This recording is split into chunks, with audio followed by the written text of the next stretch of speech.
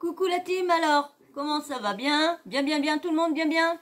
Bon, j'espère que vous allez bien, parce que là, on va encore parler de sujets, franchement. Je vous dis, la sphère des réseaux sociaux, c'est pas cool. C'est moi qui vous le dis. En ce moment, il y a beaucoup de dénonciations, beaucoup de personnes qui sont mis au grand jour devant tous leurs abonnés. Parce qu'il y en a, ils ont des millions d'abonnés. Mais on ne sait pas ce qu'ils font par derrière. Parce qu'il y en a beaucoup qui ont des millions d'abonnés, qui se croient tout permis, qui se croient le droit de ci. On dit, quand on n'a pas beaucoup d'abonnés et qu'il nous arrive une histoire, ben on ne va pas s'en sortir comme ça. Parce qu'on n'a pas beaucoup d'abonnés. Mais quelqu'un qui a des millions d'abonnés, il a du monde derrière lui, là, tic-tac. Donc, tout peut se passer. Et vous savez que en ce moment, il y a eu pas mal depuis l'affaire MeToo et tout ça, il y a eu pas mal d'hashtags qui sont sortis. Hashtag, je sais plus, il y a 2 ans ou quoi que ce soit, il y a eu l'hashtag ton youtubeur. Et là, il y a eu pas si longtemps que ça, vous savez, une enquête de Mediapart sur le youtubeur Léo Grasset, alias Dirty Biologie, qui fait de la vulgarisation scientifique sur YouTube, sur sa chaîne. Et il y a eu une enquête avec cette fille qui on va dire, qui lançait des accusations sur cette personne-là, de agression wawel, de comportement sexiste, des comportements vraiment pas adaptés, vraiment machisme et tout ça, et une plainte du coup s'en était découlée après l'enquête de Mediapart. Il n'y avait pas eu de plainte, et quelques jours après cette enquête-là, ça a ouvert les yeux à quelques filles qui a lancé ces accusations, qu'ont une seule qui a porté plainte, Clotilde Samoussi, qui a porté plainte contre Léo Grasset. Donc on verra bien. De toute façon, Léo Grasset est toujours présumé innocent pour l'instant. C'est la loi française. Pour l'instant, il n'y a rien. Il y a une enquête ouverte. On verra bien ce que la justice va dire. Pour l'instant, c'est rien. Il y a eu des accusations. Il y a une plainte. On verra ce que la justice va décider. Et là, du coup, en voyant tout ça, il y a je crois qu'un certain influenceur, un certain influenceur a sorti le hashtag balance ton influenceur. Parce que bien sûr, youtubeurs, influenceurs, il y en a beaucoup qui se croient intouchables et qui se disent qu'ils ont 20, 25 ans, 22 ans et qui peuvent se permettre d'aller avec des jeunes de 14 ans, de 15 ans. Et non, tu as pas le droit. Bon, on sait bien que normalement, là, à partir de, je crois, 15 ans, s'il couche avec une personne, t'as le droit, je crois. Je sais plus. Donc, t'as le droit. Mais là, alors donc, je vais vous lire un article qu'il y a eu sur les gens d'Internet. Ouais, un article sur les gens d'Internet.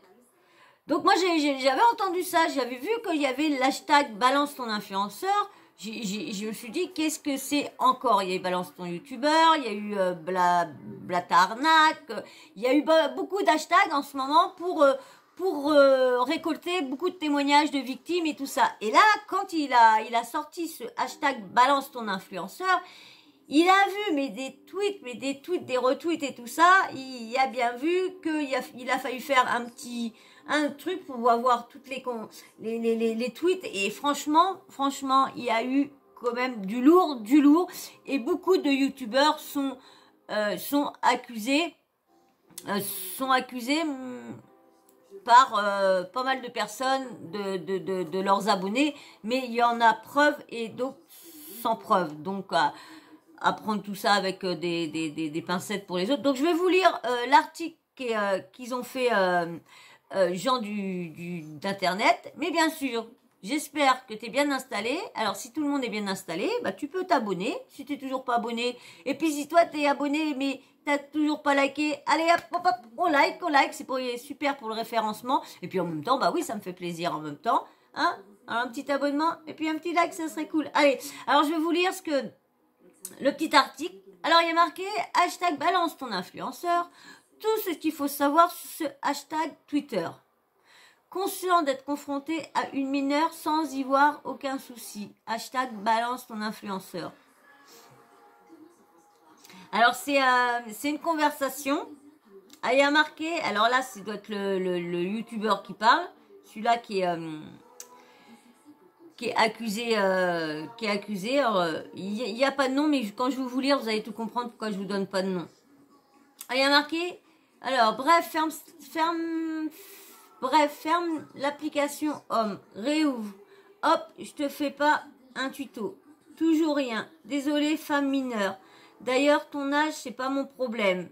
T'as qu'à pas être bonne.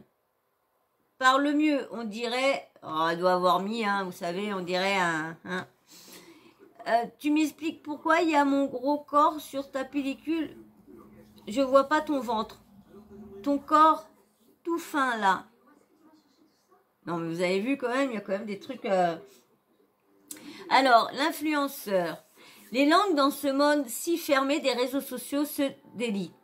Dans le courant du mois de juin, une enquête menée par Mediapart accusait le youtubeur Dirty Biology, Léo Grasset de son vrai nom, d'harcèlement Wawel, de violences psychologiques, sexistes et Wawel. Plusieurs créatrices de contenu ont pris la parole publiquement sur ce qu'elles ont vécu pour dénoncer ces agissements. Le 5 juillet, le site indique que le 30 juin dernier, l'une d'entre elles, Clotilde Chamoussi, de la chaîne YouTube Passé Sauvage, a porté plainte pour harcèlement Wawel. De son côté, Léo Grasset s'est défendu dans un tweet après la publication du premier article. Je conteste toutes les accusations relayées à mon compte et précise à se tenir à la disposition de la justice si une enquête était ouverte. Alors, bon, je ne vais pas vous relire le titre. Compte tenu d'un article publié à mon sujet par Mediapart, je conteste totalement les accusés seraient relayés à mon encontre. J'ai toujours été attentif au respect du consentement de l'ensemble de mes partenaires.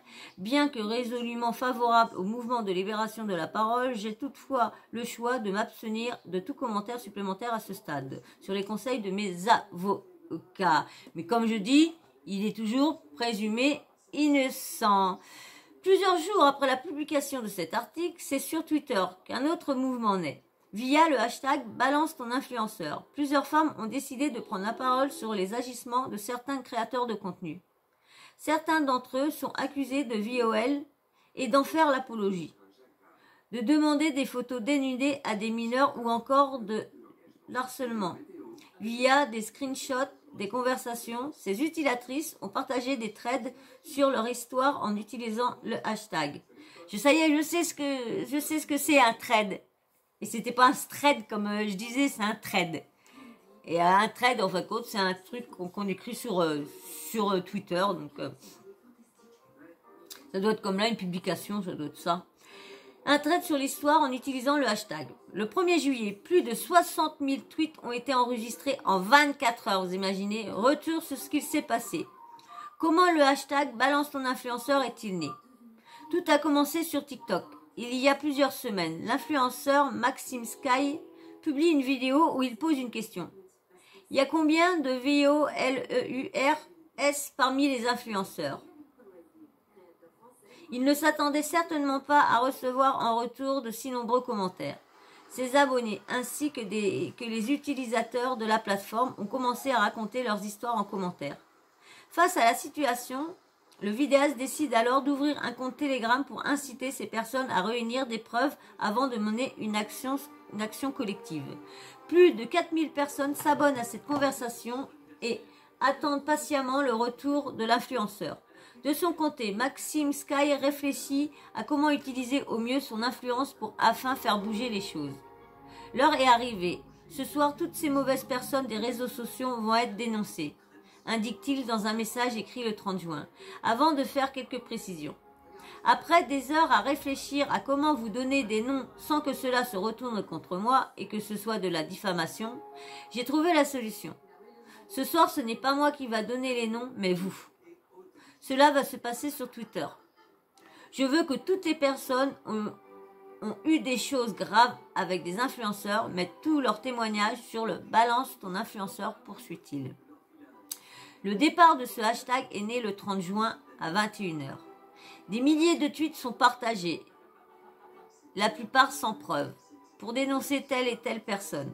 Les véritables informations sont rapidement noyées sous le volume de tweets. Mais les premières dénonciations screen à l'appui ne vont pas tarder à arriver. Quels sont les influenceurs visés par le hashtag balance ton influenceur? Dans les pseudos qui remontent assez facilement, nous proposons de retrouver celui d'Amaru. Il s'agit d'un créateur de contenu assez présent sur Twitch, où il réunit plus d'1 million d'abonnés.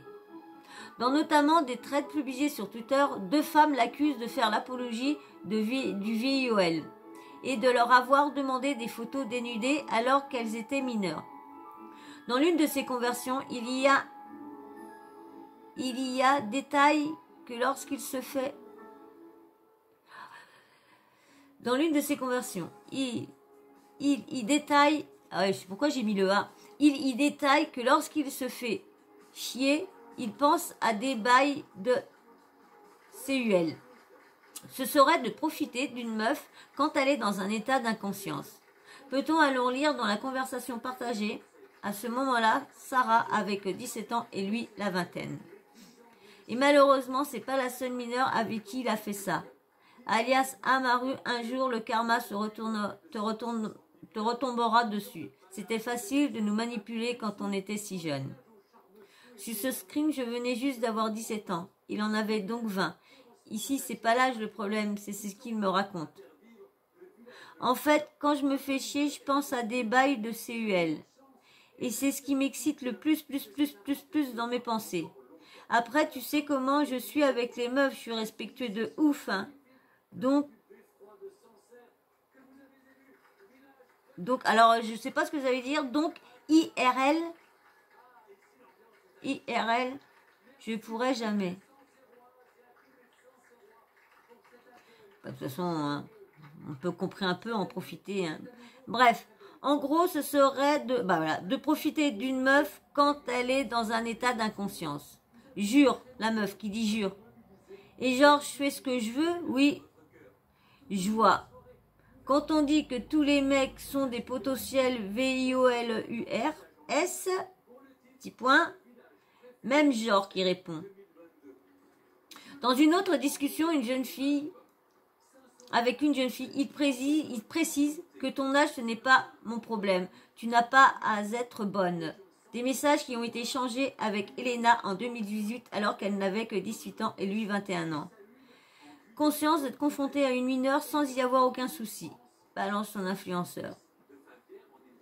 Bon, c'est ce que je vous avais dit. D'ailleurs, ton âge, c'est pas mon problème. T'avais qu'à pas être bonne. Parle mieux, on dirait un bling bling. En parallèle, d'autres créateurs de contenu ont été visés par des messages, mais aucune preuve n'a été partagée. Certains ont tout de même décidé de prendre la parole pour se défendre, ce qui n'est pas le cas d'Amaru à l'heure où nous écrivons ces lignes. Mais celui d'Arthur, qui travaille avec Studio Gabriel. Ouais, j'avais entendu aussi que lui aussi, il a eu aussi des plaintes qui ont été contre lui aussi. Allez savoir, on ne sait pas vraiment comment les gens... Lui, il a l'air d'être mignon comme ça, à aider la petite dame qui n'était pas de sa famille, mais qui s'est occupée d'elle. Donc maintenant, c'est des grands amis. Il a changé sa vie hein, quand même. Hein.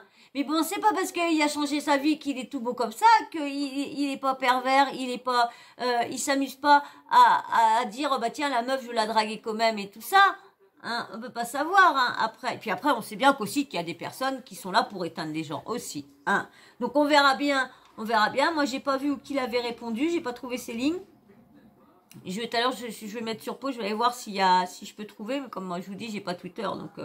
Alors, donc Arthur qui travaille avec Studio Gabriel, Daniel, plus j'ai dit Gabriel tout à l'heure, Daniel.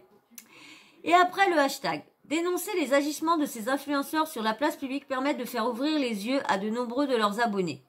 L'objectif est également d'alerter ces derniers sur le possible comportement de ces influenceurs peuvent avoir.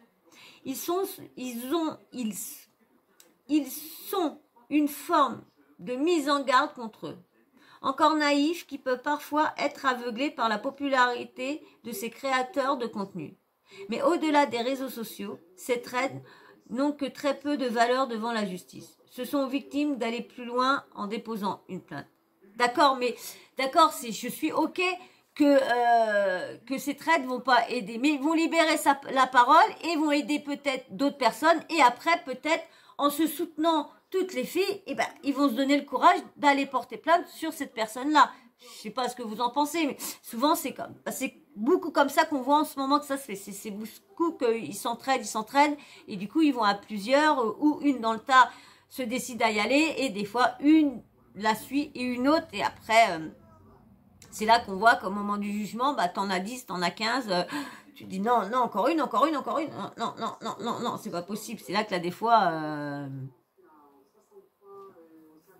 Alors, il y a quelques années, Squeezie avait lancé un mouvement similaire baptisé Balance ton YouTuber, ce que je vous disais tout à l'heure, avec un seul tweet. Il avait encouragé les victimes des vidéastes à se confier sur les abus de plusieurs influenceurs, qui demanderaient à leurs plus jeunes abonnés des faveurs Wawel. Plusieurs années se sont passées et le hashtag a perdu rapidement en intensité, mais les victimes n'ont pas pour autant lâché l'affaire. En 2020, la Québécoise Magie Desmarais annonçait porter plainte contre Norman. Elle l'accuse de lui avoir demandé des photos d'innudés alors qu'elle était mineure. Peu de temps après, elle s'est entretenue avec le média Urbania pour témoigner à ce sujet. La même année, une enquête avait été ouverte contre le youtubeur Experiment Boy après que 2 personnes aient déposé plainte pour corruption de mineurs, enregistrement d'images pornographiques de mineurs et de proposition Wawel à des mineurs de moins de 15 ans. Bah franchement, là en ce moment tout ce qui sort, il y a beaucoup de trucs, surtout au niveau des. Alors c'était le truc noir de la télé-réalité, les bails sombres de la télé-réalité, et là maintenant on vient dans les bails sombres des réseaux sociaux, des créateurs de contenu, des personnes comme moi qui ont beaucoup plus d'abonnés mais qui font la même chose que j'essaye de faire. Ils font bien devant et par derrière, c'est des gros PER-VER. C'est vrai, hein? C'est des gros PER-VER. Des gros. Je vais essayer de voir si j'arrive à trouver la réponse d'Arthur. Je reviens tout de suite. Voilà, j'ai trouvé, je vous lis, j'ai vu ça dans Télé Loisirs. Alors... Quelques jours après la publication d'échanges privés au cours desquels Arthur Moitié du duo Studio Daniel avait envoyé des photos de lui dénudé à une internaute, l'influenceur a tenu à répondre à la polémique hashtag balance ton influenceur sur ce lundi 4 juillet. C'est un hashtag qui fait couler beaucoup d'encre sur les réseaux sociaux. Balance ton influenceur, tout comme balance ton youtubeur en 2018. Squeezie avait aussi accusé certains collègues de profiter de la vulnérabilité psychologique de jeunes abonnés, avant de présenter ses excuses auprès de Norman Tavo, qui était entre autres visé par la polémique. Le vidéaste Antox Colaboy, lui, avait confié avoir tout perdu à cause d'allégations contre lui, tandis que Cyprien était revenu l'an passé sur ce mouvement de libération de la parole. Arthur de Studio Daniel, des captures d'écran de conversations privées publiées sur les réseaux sociaux. Après Volk, qui avait répondu aux accusations contre lui, ou encore Efkan Kurnaz, qui avait nié en bloc les propos d'une adolescente. Cette fois-ci, c'est au tour d'Arthur, du duo Studio Daniel, de prendre la parole la semaine passée. Des captures d'écran d'échanges privés avaient été publiées sur les réseaux sociaux, dans lesquels il apparaissait sur des photos intimes, notamment torse nu. Celui qui était apparu dans Bienvenue chez nous, sur TF1 en 2020, a publié un long texte lundi 4 juillet pour revenir sur cette polémique. Oui, j'ai déjà échangé des photos intimes, explique Arthur de Studio Daniel. J'ai longuement hésité avant de prendre la parole à ce sujet. On m'a conseillé de ne pas le faire, de laisser couler. Je choisis de faire l'inverse, explique-t-il. Oui, j'ai déjà échangé des photos intimes. Non, je ne connaissais pas l'âge de la personne concernée. Gardez en tête que vous n'êtes pas toujours au courant du contexte d'un échange privé entre deux personnes. Selon lui, les quelques captures d'écran dévoilées publiquement ne suffisent pas à connaître toute la vérité. Il ajoute, particulièrement quand vous ne voyez que ce qui a été envoyé d'un côté, jamais je n'ai contraint qui que ce soit à rien. Jamais je ne causerai volontairement du tort à quelqu'un, ni sur les réseaux, ni dans la vraie vie. Voilà ce qu'il a répondu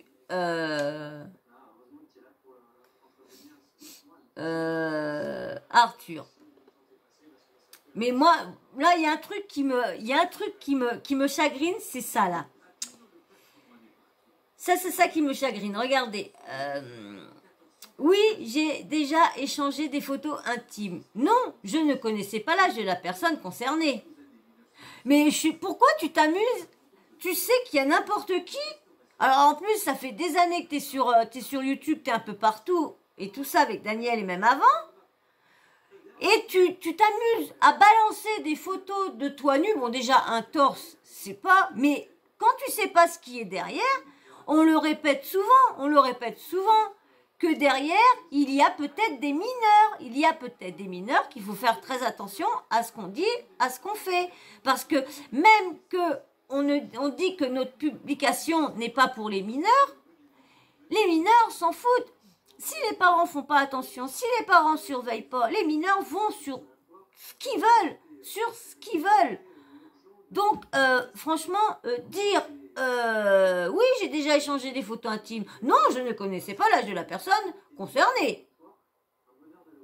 Alors moi aussi, je veux foutre à poil tout comme là, il y a une personne là qui elle me connaît depuis 2 jours. La personne, elle est amoureuse de moi.